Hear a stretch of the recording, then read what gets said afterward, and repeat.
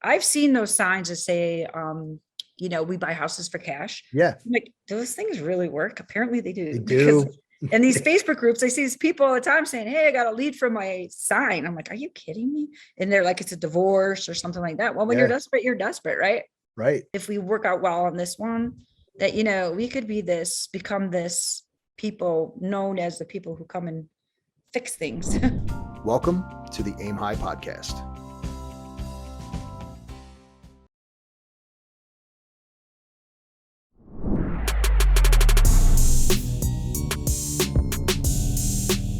Okay, Kim, so we're talking about the deal that you just found on the lake in Wisconsin. Yeah. And hit me with how you found it first. Okay. I've been working with this realtor and he knows what I want to do. And he's a contractor too. So he's definitely in it because he wants to have a repair job too, as well. So I explained to him what I wanted and we've been looking probably for a property. We've come across some and we're like, just not the right one. So I gave him offers and stuff, but they were never accepted because, I like lowballed them all based on our calculations on what's the best offer to make. So anyways, it came up on the listing and you have to move on them fast here because we're on the lake, right? They go fast. He's like, oh, there's one for 95,000 in, I can meet you there at 1:00. It was listed for 95.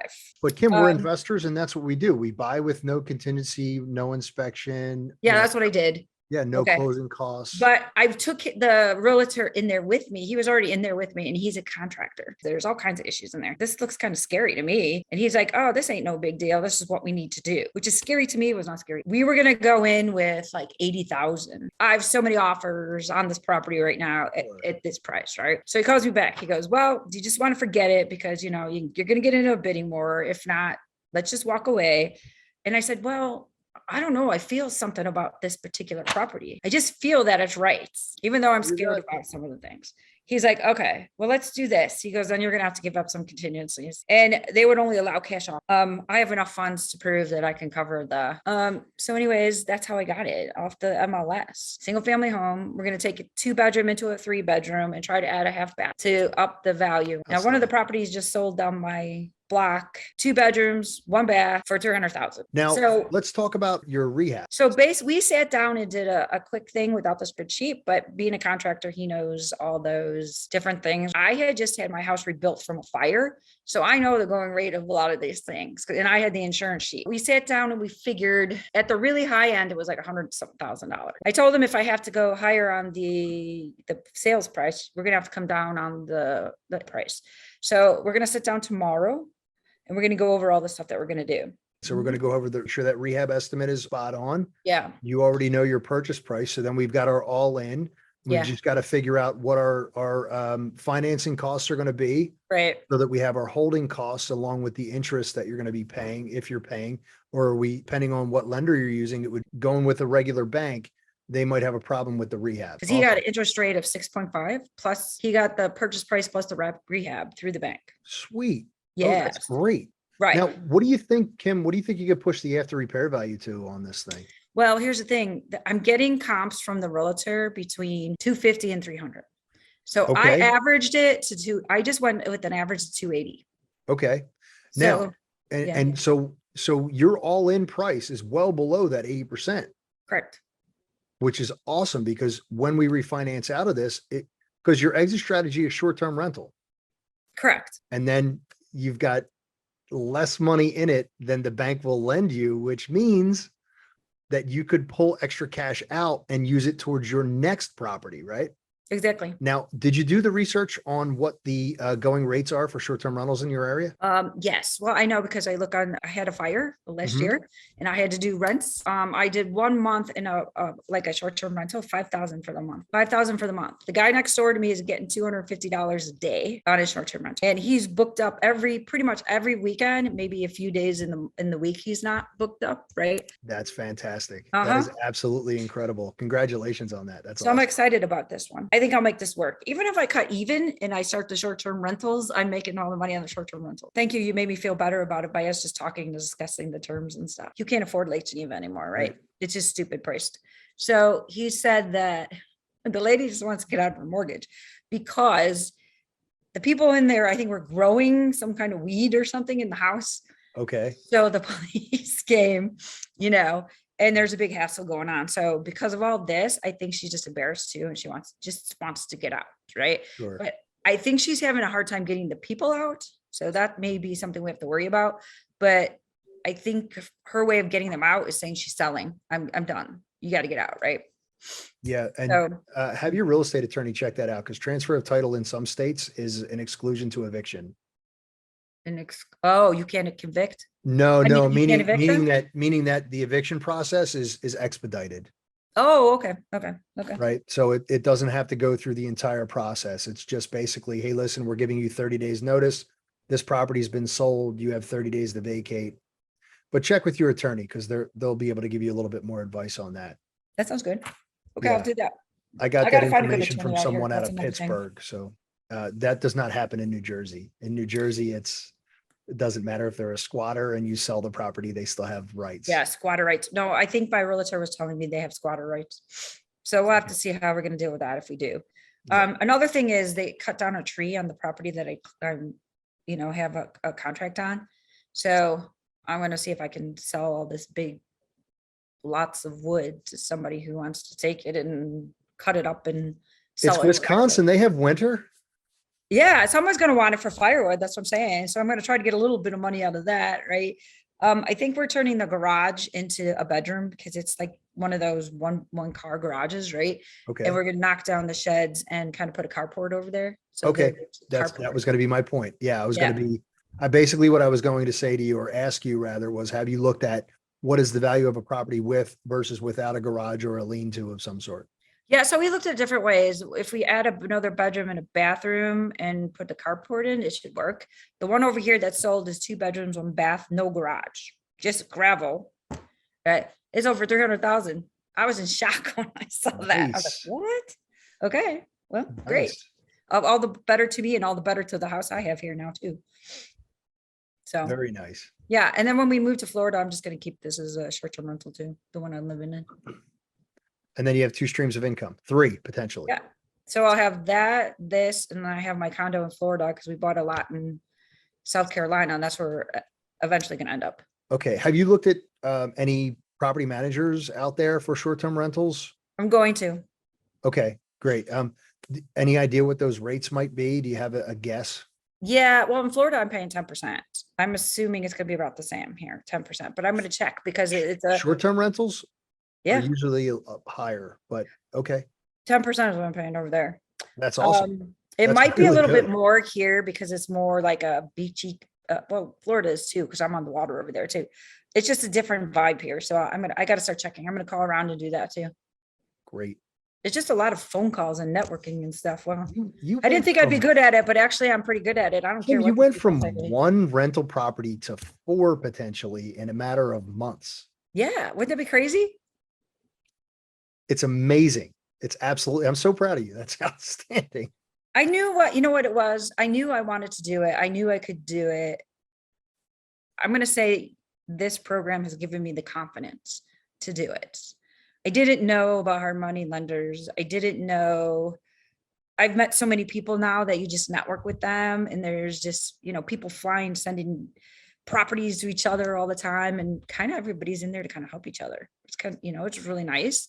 Yeah. But I got to say, doing this program has really upped my game and my confidence.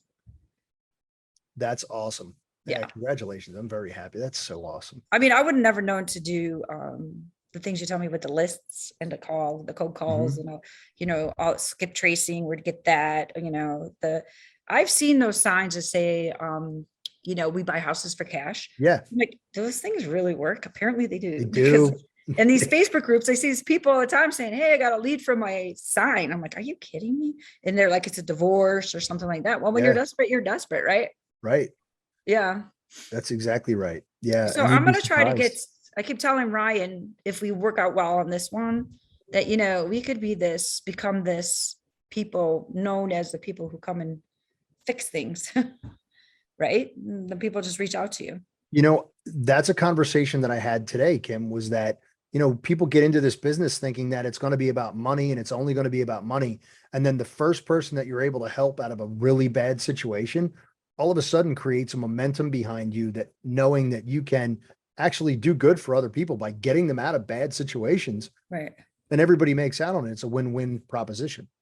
Well, it's about helping people. Yeah, exactly. Yeah. No, I'm helping this person get out of their dump, because if they did take I don't think they could have taken an offer with contingencies. You know, it just Yeah. has too many issues. And if they had to just fix all that stuff, you know, they just, yeah, I just get it. So, are you nervous about, the only other thing that I'm kind of nervous about is the change in the economy. But here's the thing that I learned. We make our money when we buy, not when we sell, right? That's correct. So we got to try to get the best deal we can when we buy. And if Yes. you get the best deal you can buy, there's always going to be someone that will be able to buy, even though the interest rates are so high and stuff like that, right? I just see reports though where there's more inventory again now, you know, and the prices, I see a lot of them where the prices are going down. It depends on the area. Yeah. Yours, not so much. No, California, absolutely. Manhattan, the absolutely. prices are going down. Yeah. They're not in New Jersey. Really? Everybody's leaving Manhattan and coming over here. Yeah, that's true. That's Right? true. Everybody's California, leaving, they're going to everybody's leaving Arizona. Manhattan and migrating south. Yeah.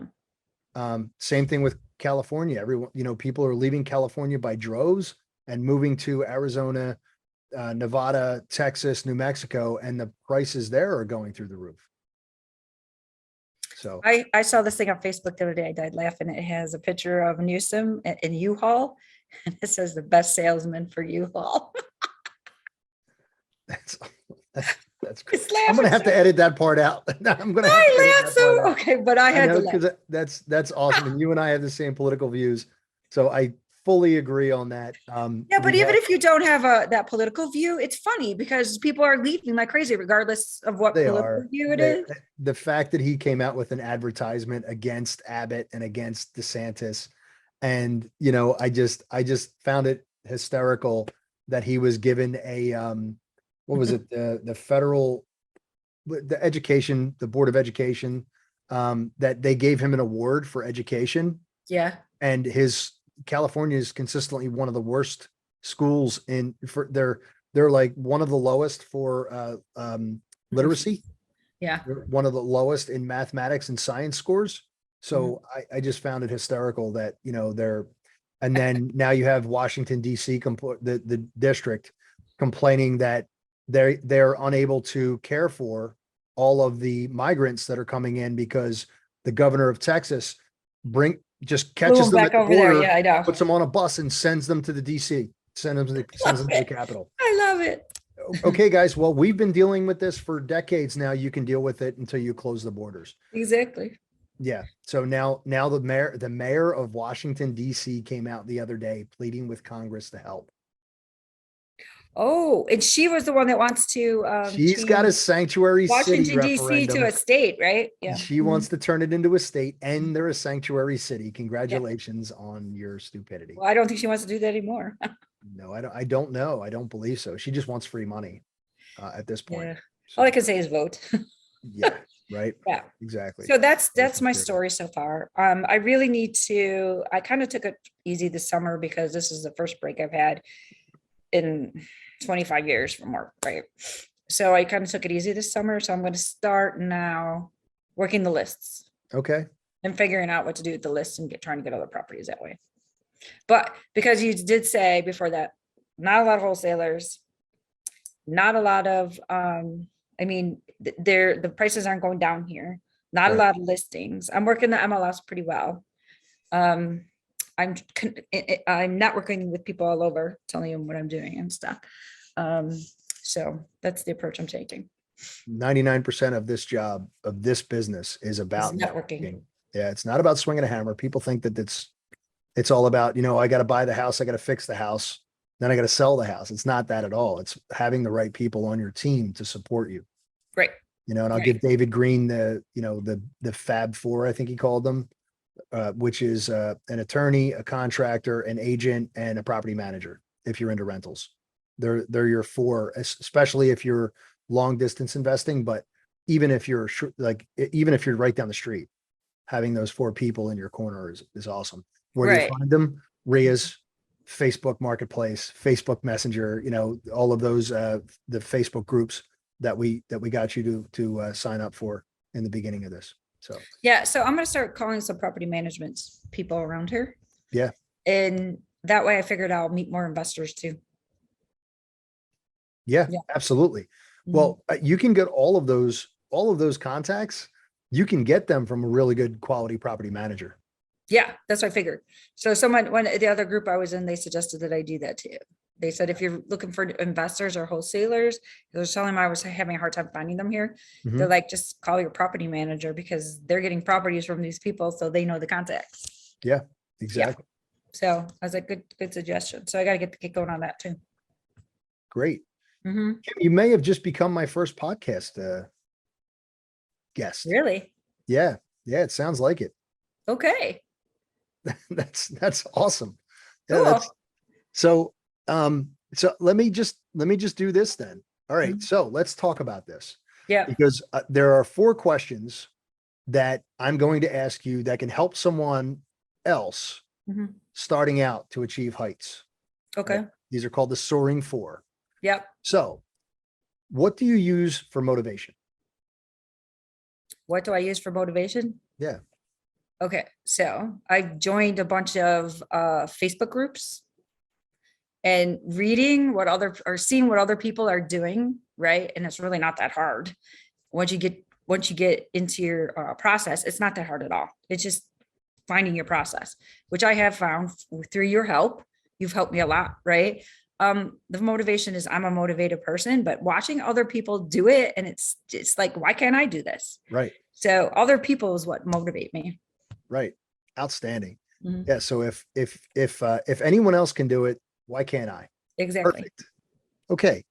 What is one thing that you learned during this trip that has completely changed your mindset? Using other people's money, it's completely changed my mindset. I always thought that I had to go through the traditional bank, and that always requires you putting a bunch of money down or showing all this collateral and all that stuff. But learning about these hard money lenders and private lenders and calling them and talking to them and stuff, Hmm? there's not a lot of requirements you need. Obviously, it costs you a little bit more. But if you're somebody that doesn't have good credit or doesn't have a job or whatever, you could actually get money lended to you. If you have a property, you can prove the cost of the property, what you're going to put into the property. They seem to give you the money, which Awesome. shocks me. Right. But it's great because if a bank may not give you money in 30 days. So my plan is to use the hard money lender and then refi into a normal mortgage, I guess you would call it, normal meaning through a bank with a lower interest rate. So that's one thing that I really found. Also, that networking really has gotten me into a different place. I didn't realize just being in these Facebook groups, talking to you, and this is my mentor and all that stuff, getting me to go out there and talk to other people. You guys gave me the confidence to do that. I didn't think I would be able to do that before, but just giving me scripts and saying, hey, this is how you go about it.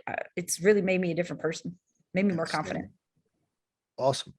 Awesome. Is there one particular tool that you find that helps keep you on track? Yes, the deal analyzer for sure. Actually, like all the calculations that I've been given, the easy calculations plus the ones where they're more detailed, the deal analyzer gave me the confidence to go out and make a offer. Because one thing I was struggling with, I would see these properties. I'm just like, I don't know what to offer. How do I offer? What do I do? How do I get in there?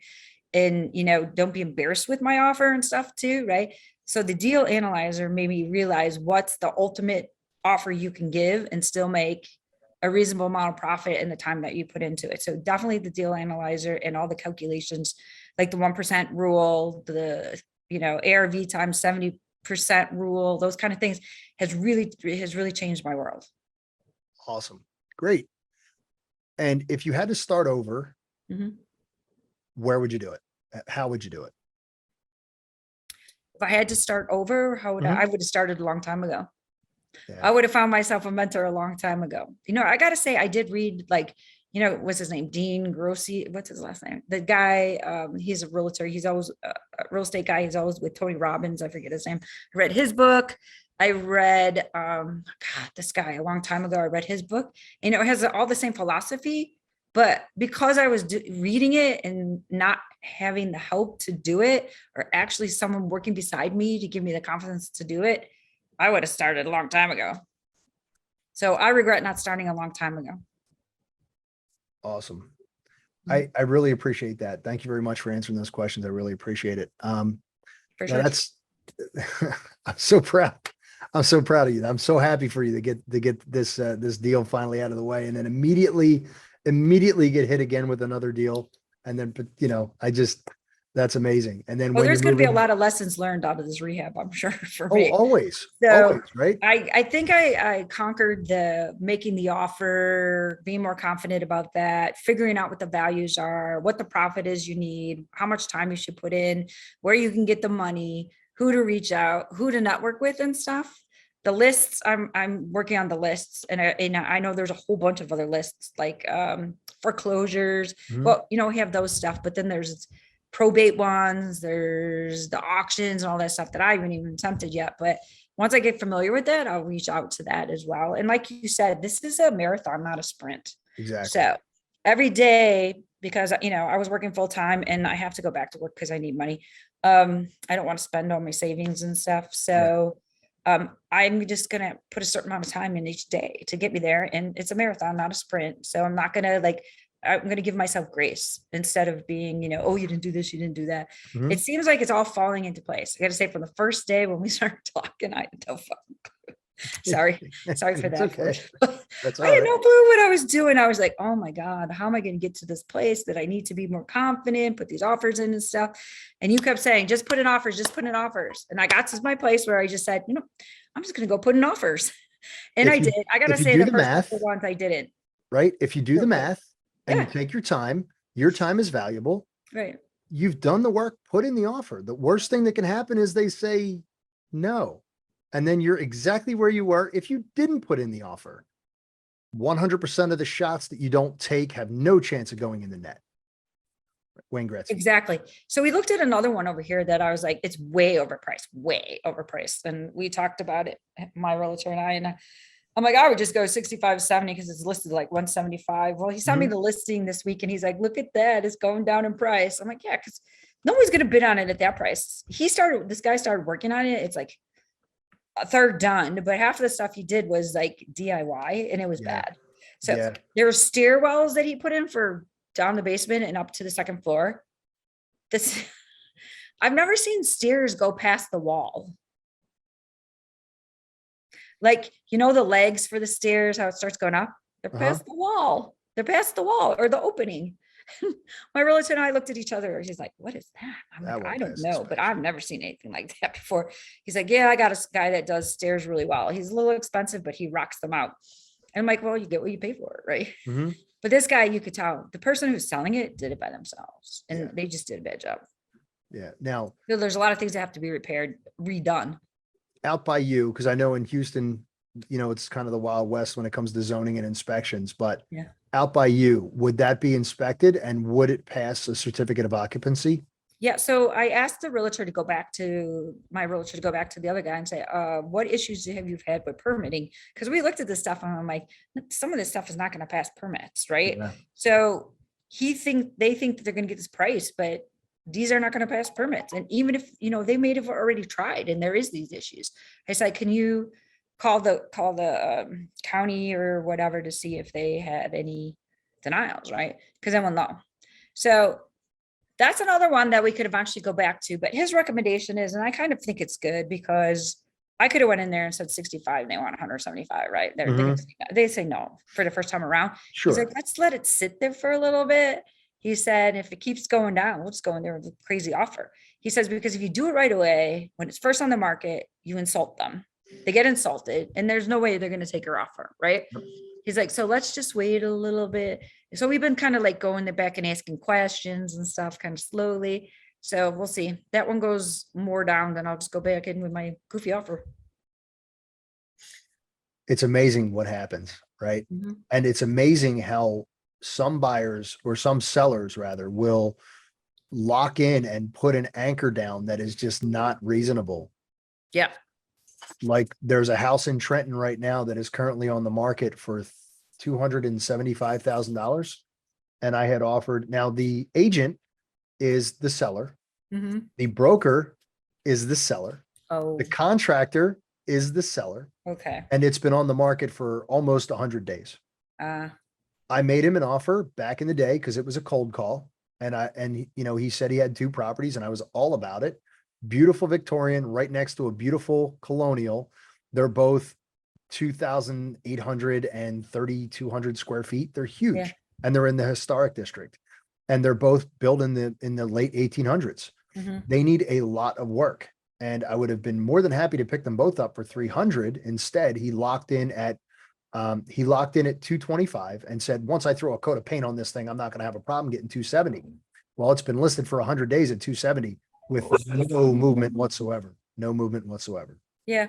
So like you said, though, if they get desperate enough, they'll come back to you. Exactly. Accept your offer. And that's what he did. He sent me a text message. Hey, just want to let you know the house is on the market. Sure it is. Mike, the offer is now 165. We were at 172. Oh, The yeah. offer is now 162 or 165 because my guys have been looking at this property and you led us on for over a month and wasted a bunch of time and I had to pay people. So yeah, Exactly. So I gotta say, it's like almost like I'm having fun now. Before it was frustrating because, like you said, it was getting the first property and feeling comfortable with the first property. So there's probably more I could have had. It's just I wasn't comfortable yet being my first. And then it finally that's came okay. up. I got the single family home, a ranch, in that area that I wanted to get a place. And it's close to the lake where I know I could do short-term rentals if it doesn't sell, whatever, right? So I was like, yeah, this is it. And then once I just got the confidence to do now I'm like, okay, what's the next one? For the first 4 calls, I watched you pull your hair out. Mm-hmm. Literally nervous about everything. I about was. this. I was. And now it's like I'm talking to a seasoned veteran who Really? went from nothing to 4. Yeah.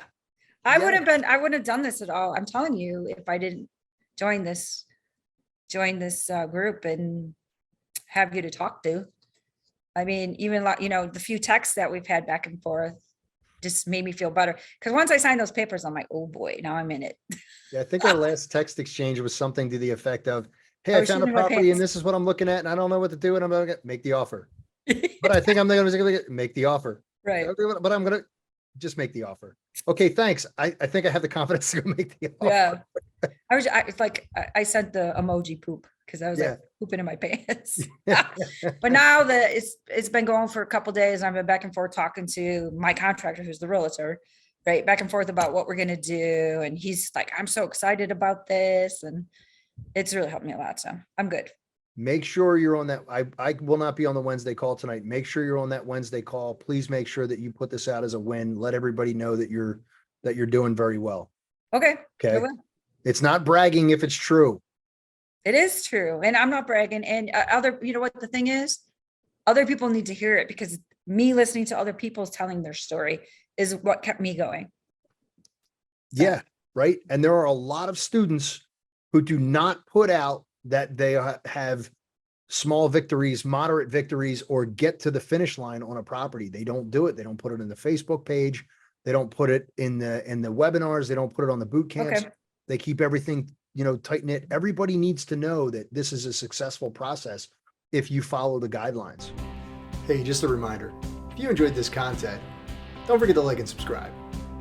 If you want some more real estate and finance related videos, you can check out our other videos right here. And as always, aim high.